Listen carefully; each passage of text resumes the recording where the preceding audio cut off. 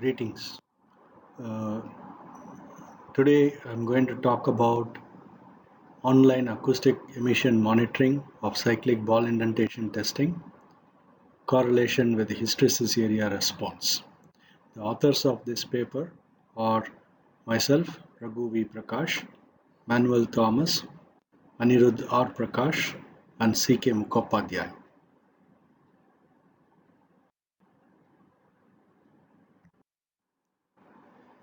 Structural integrity assessment for in-service components and determination of residual life is an important aspect to prevent catastrophic failure during service.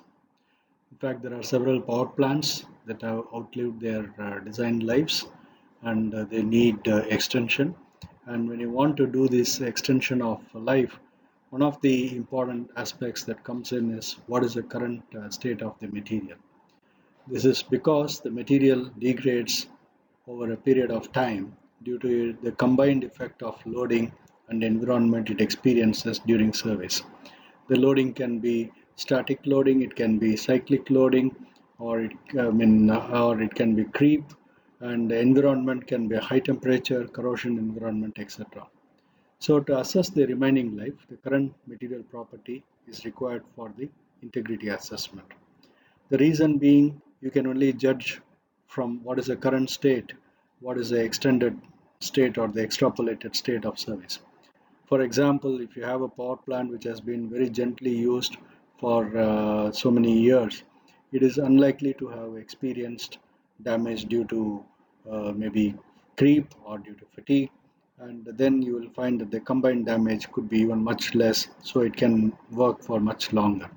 So in this context, both quasi-destructive, like for example in situ metallography, or non-destructive testing methods have been used, and some of the non-destructive test techniques like acoustic emission, infrared thermal imaging, eddy current, and linear or nonlinear ultrasonic measurements have also been tried.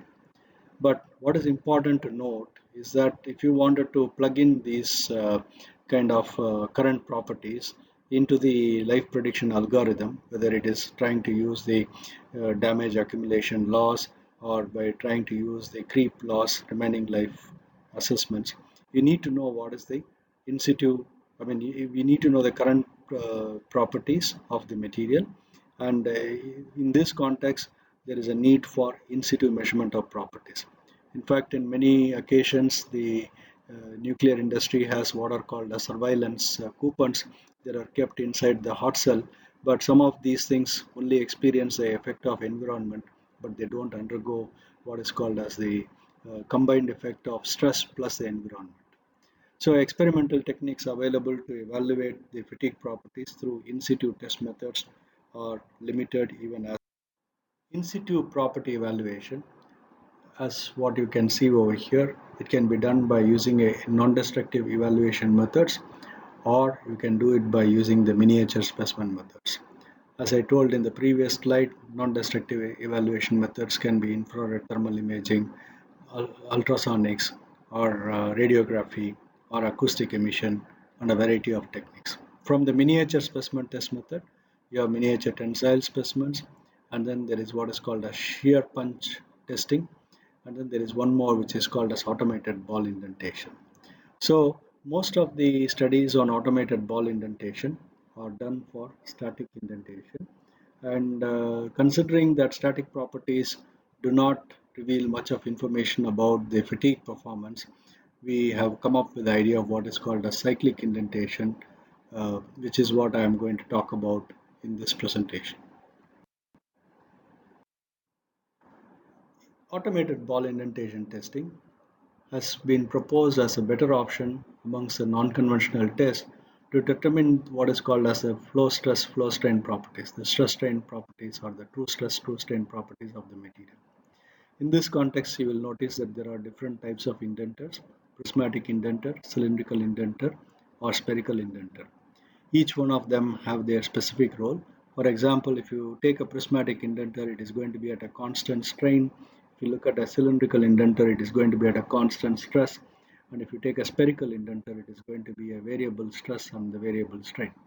Strain beneath the indenter is a function of penetration depth for spherical indenter, which helps in the derivation of stress and strain curve or the flow stress flow strain curve.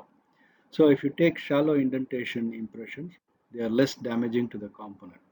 So you can do a mild, like a notch on the sample, and that is not likely to cause the site for crack initiation, even if you operated it subsequently during the service.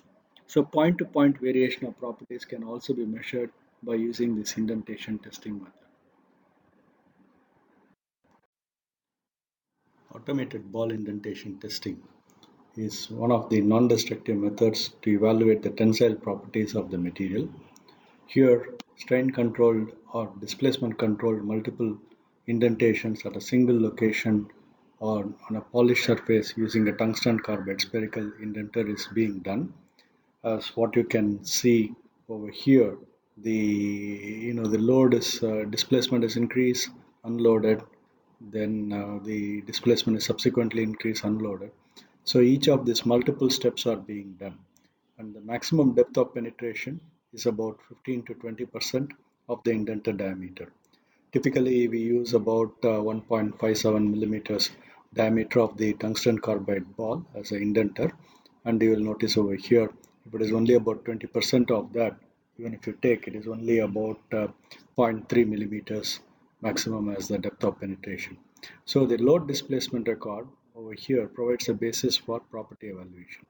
As what you can see in this skim photographs, you can do it kind of on any in-service components by mounting it, and then this is a kind of actuator that you can use to do the impressions, and there could be a displacement sensor very close to it to measure the deflections that are taking place. The theory of automated ball indentation is shown in this slide. For want of time, I'm not going to go into the details of it. Actually, you can refer to this paper by Hager in 1993, where he takes into consideration the load displacement response, finds out what is called as a plastic depth of penetration, which will be dependent on whether the material is the neutral response or a pile up type of response as what you can see over here, or if it is a sink in type of response as what you can see over here. So to tell the story, way back in 2004, we started looking at use of the static indentation response for identifying the fatigue damage in materials. If damage is there, would it kind of change the load indentation response of these materials? So this was the set of experiments that was done on the stainless steel 304 sample. As what you can see, this is a load displacement response for the pristine sample, and this was a dog bone sample which was used for fatigue testing. After cycling for about 60,000 cycles in the load control mode, we removed the sample and then did the indentation test, and this is the response that you will see after 60,000 cycles. And if the same thing was repeated after 300,000 cycles, you get to see this response. So the slope of the loading portion of the curve decreases with the increase in number of cycles. And from the previous schematics of how the displacements, the plastic depth of penetration changes, you could infer that this flow stress, flow strain properties of the material is changing due to fatigue cycling on the sample. So the change in the ABA response due to prior fatigue damage indicates that this test method is capable of detecting material property degradation. But this was the tensile portion. The previous one was done only for the tensile experiments. So the tensile properties, as what I told before, does not kind of really give us a picture of how to do the life extension, because it does not provide any indication of the damage in the material. So for this purpose, we started looking at it as a fatigue experiment, and essentially the same servo hydraulic test system like what was used before, and then the 1/16th of an inch of a diameter tungsten carbide indenter was used, and here is what you will see over here as an indenter, and then the clip-on displacement gauge that was used for measuring the local displacements. The operating range of load displacement transducers was scaled down to one-tenth of the full range, and the machine was servo tuned for its performance for the reduced range. So the idea over here is if I were to take the load and cycle it in the constant amplitude loading, then if I monitor the displacement, you will notice that the displacement changes as a function of the application of the load. Now, incidentally, this kind of a methodology of trying to estimate the fatigue properties has been carried out by the people who want to look at the nano indentation techniques to determine the fatigue performance of the coatings and nano substrates. So if I look at the first cycle of loading, you will notice that it looks like a typical load displacement record. And if I expand it, you will notice that it reminds us of the kind of the low cycle fatigue response, where you can see an elastic loading and then the non-linear subsequent loading, and similarly elastic unloading and subsequent non-linear response of the material. So a distinct loading and unloading slope can also be found. And interestingly, between the loading path and the unloading path, you will find that there is an area that is encompassed, which is what is referred to as the hysteretic area, which is what I will be talking about in the subsequent slides. So when we monitor this depth of penetration as a function of number of cycles, we notice a response that is going on like this. At some point of time, we notice that there is a deviation from the expected response of this material, which is what could be like an indicator of the failure of the sample. Of course, there are multiple such events that takes place, and when we use an algorithm like this, where we try to find out the offset in terms of the error percentage or offset, which is what we notice over here, and this is what is identified as the number of cycles to failure. So to prove that we have really got the failure, what we did was we conducted conventional low cycle fatigue test at plastic strain amplitude similar to what we get at this depth of penetration to estimate the fatigue life under fully reverse loading. Please note that as the depth of penetration is changing following the earlier slides where Hagag's formula was indicated, you will notice that as the depth of penetration increases, the true plastic strain will also change. So one has to be careful while selecting what is the kind of the true strain at which this low cycle fatigue test have to be conducted. Now this graph shows how it has changed.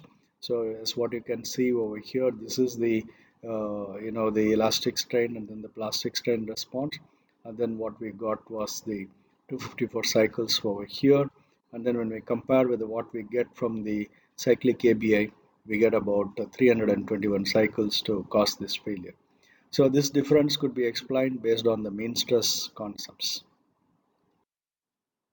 Now, following this, we have done several studies over the last decade or more, and here is one of the interesting pictures that I would like to show, where I'm showing the strain amplitude versus fatigue cycles or the fatigue failure life over here. So you can notice that here we have plotted for the base material, which is welded joint base material, and then we also had the base material for stainless steel 304, and then we have taken here an activated TIG welded sample where we found out the properties, and here we also had a multi-pass TIG welded sample for which we found out the properties. So what you can notice over here is that it is possible to get the kind of life curves very similar to the Coffin-Manson relationships, and here you can see that there is a straight line when I plotted it in terms of the strain amplitude versus number of cycles to failure.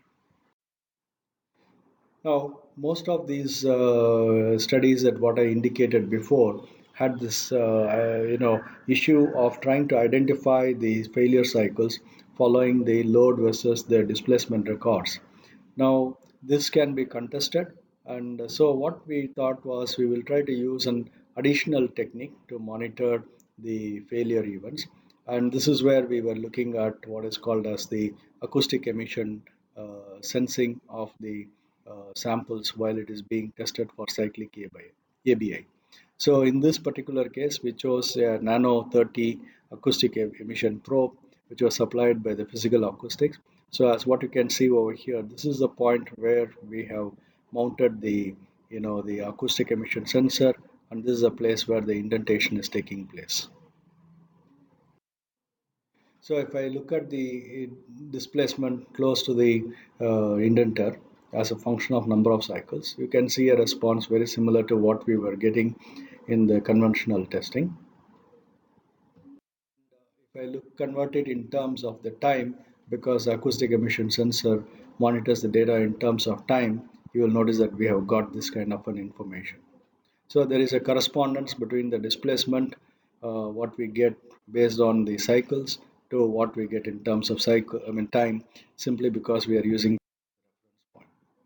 Now, if I look at the load displacement response over its representative cycle, I notice that we have a typical unloading segment and then a loading segment. So there is an area that is encompassed between the two.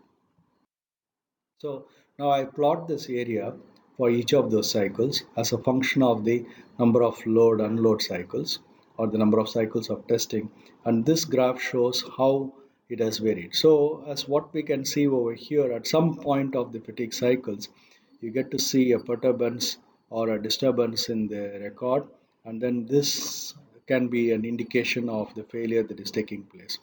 To just give an example, if I were to do a cycling of an Apple with the load control, after some time when it shows some signs of failure, then obviously the depth of penetration will change, and at that point, if I look at the load hysteresis, load displacement hysteresis, obviously it will be much higher, which is what is reflected in this slide. So we capture this number of cycles at which this has happened. In this case, it is 2,977 cycles. Now, when I take the record from the acoustic emission sensor, we monitor two parameters. One is the cumulative count. We monitor the count and then later on sum it up to get the cumulative count. And we also monitor the absolute energy and convert it into cumulative absolute energy. So this graph shows how the cumulative count has varied as a function of time, or it can be converted into cycles if you know what is the frequency of testing.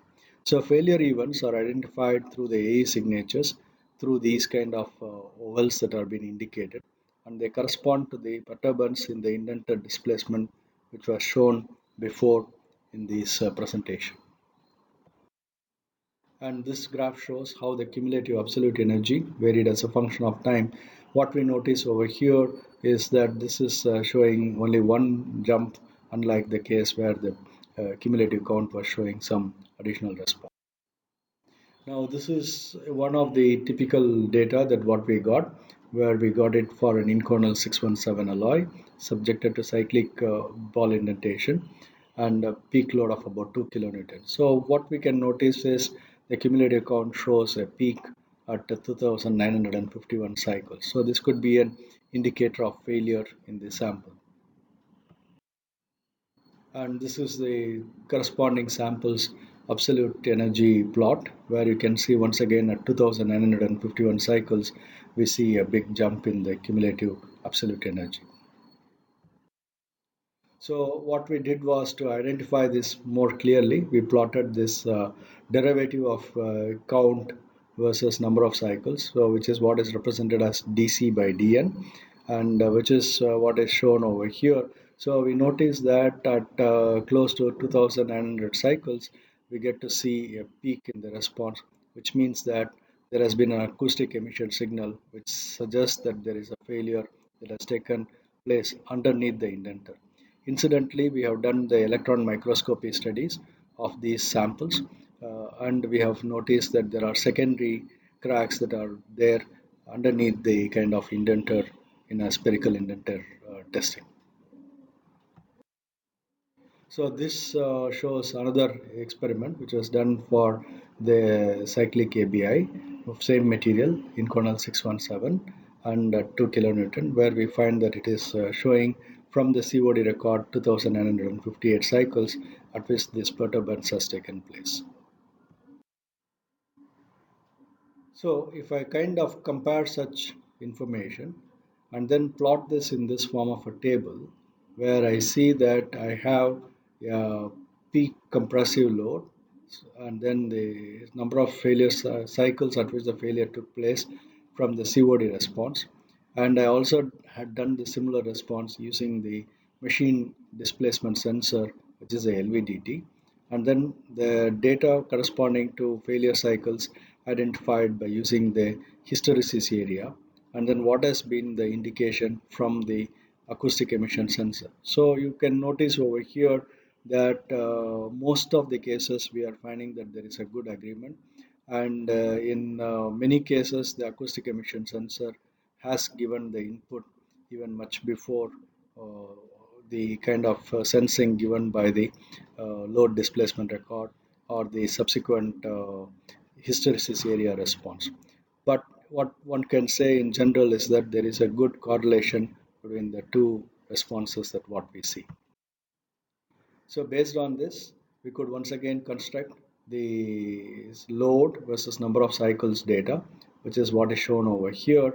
And one could do this in the form of, the straight line fit in the log scale, which is what is shown over here in this in this slide.